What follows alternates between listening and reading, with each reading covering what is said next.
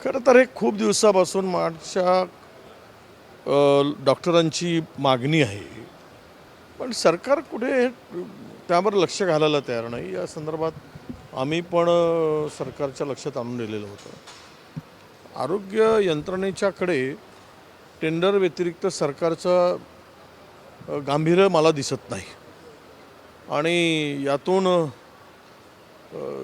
जे काही आता समोर येत आहे ते उद्या हा संप जर चिघळला तर आरोग्य व्यवस्थेच्या दिनवळीतील अनेक गरिबांना आणि सरकारी हॉस्पिटल निर्भर असलेल्या सामान्य माणसाला जगणं कठीण होणार आहे. त्यांना मुश्किल होणार आहे. अशा स्थितीमध्ये हा संप त्वरित मिटवला गेला पाहिजे, मध्यस्थी केली गेली पाहिजेत आणि त्यासाठी आम्हीही प्रयत्न करू, सरकारने पण प्रयत्न केला पाहिजेत आणि मागण्या मान्य केल्या पाहिजेत.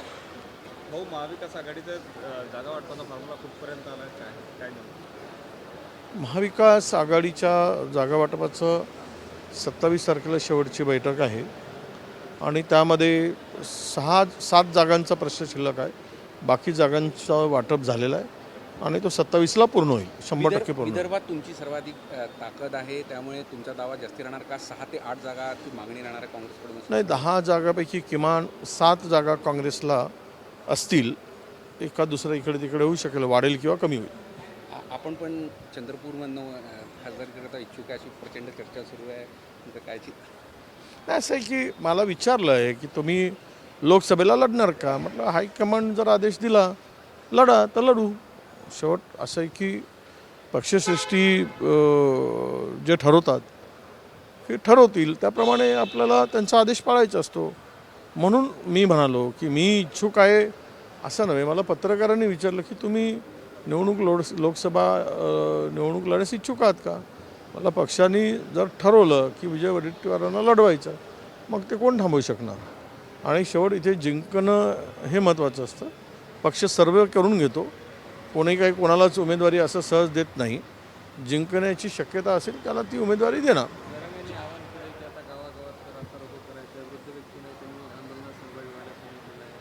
आता काही ते दम राहणार नाही. उगीच त्यांनी आता आहे ते दिलं, त्यात समाधान मानावं जरांगे पाटलांनी. आणि आता समाजाला एकदम गृहीत धरून वागू नये आणि अशा पद्धतीनं चॅलेंज करणं किंवा ती भाषा वापरणं हे लोकशाहीसाठी जे आता त्यामध्ये त्यांच्या भाषेमध्ये जरा गर्व दिसतो, त्यांच्या भाषेमध्ये जरा म्हणजे गुरमी दिसते, ती आता त्यांनी दाखवण्याची गरज नाही. आणि निवडणुकीच्या तोंडावर आता उद्यापासून हे होणार. सगळं शांतपणे जे समाजाला अपेक्षित होतं ते दिले सरकारने, जे काही दिलं आहे ते आता हायकोर्टात टिकवणं हे सरकारची जबाबदारी असणार आहे. त्याकडे त्यांनी लक्ष द्यावं. पण या सगळ्या प्रकरणामध्ये त्यांच्यासोबतचे जे जुने सहकारी होते त्यांनी सुद्धा आता जरांगे पाटलांच्या एकूण याच्यावर शंका व्यक्त केलेली आहे आणि आरोप सुरू झालेले आहेत. नाही, पुढे काय होईल तर जरांगे पाटील म्हणजे ते आपले गुजरातचे जे पटेल होते ना, काय नाव त्यांचं, ते फार 5-5 लाखांची सभा घ्यायचे. मला वाटतं की त्यांचं नाव आता ते भाजपमध्ये गेले, हार्दिक पटेल. तर पुढचा जरांगे पाटलाचा हार्दिक पटेल झालेला दिसेल. एक विषय होता की 90% निवडणुका तोंडावर आहेत आणि विरोधकांना नामोहरण करण्यासाठी पक्ष फोडले जात आहेत, माणसं फोडले जात आहेत. आणि तुम्हाला माहीत आहे की इलेक्ट्रॉल बाँड जो होता त्यावर सर्वोच्च न्यायालयाने गंभीर ताशेरे ओढले, ते रद्द केले. परंतु भारतीय जनता पक्ष पैशाचा पुरच एवढा आहे की आता त्यांनी 90 नाही 95% हेलिकॉप्टर राज्यातील प्रचारासाठी बुक केले. ते मार्चपासून तर मेपर्यंत, म्हणजे विरोधकांना प्रचारासाठी हेलिकॉप्टर मिळूच नाही अशा प्रकारची व्यवस्था भारतीय जनता पक्षाने केलेली आहे.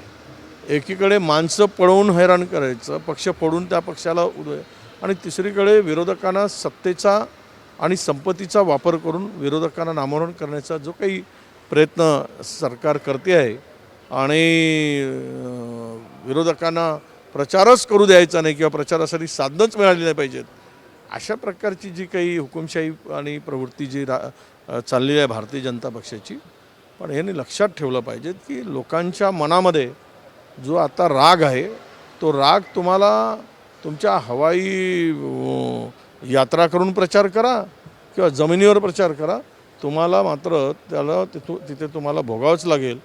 एकूणच काय तर प्रचंड पैसा भ्रष्टाचारातून या सरकारने गोळा केला आहे आणि त्यातून ही जे काही साधनं वापरली जाणार आहेत तर यांना विचारणारही कोणी नाही. कारण निवडणूक आयोगही यांच्या मुठीत आहे, हे आता सिद्धच झालेलं आहे.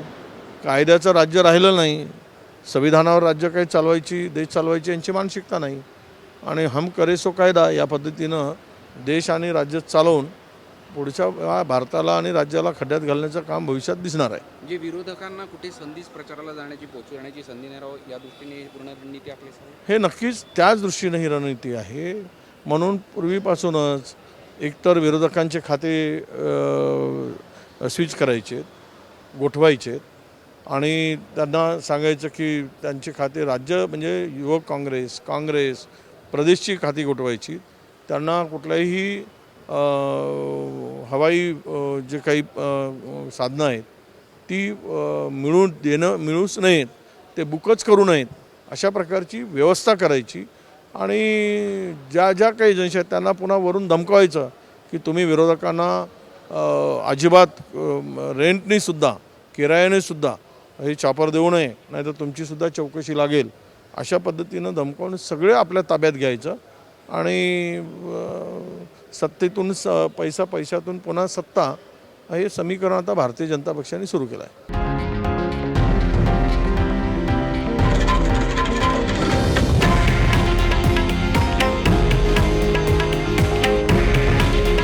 हे आहे देशातील नंबर 1 न्यूज नेटवर्क आणि आपण पाहत आहात TV9 मराठी.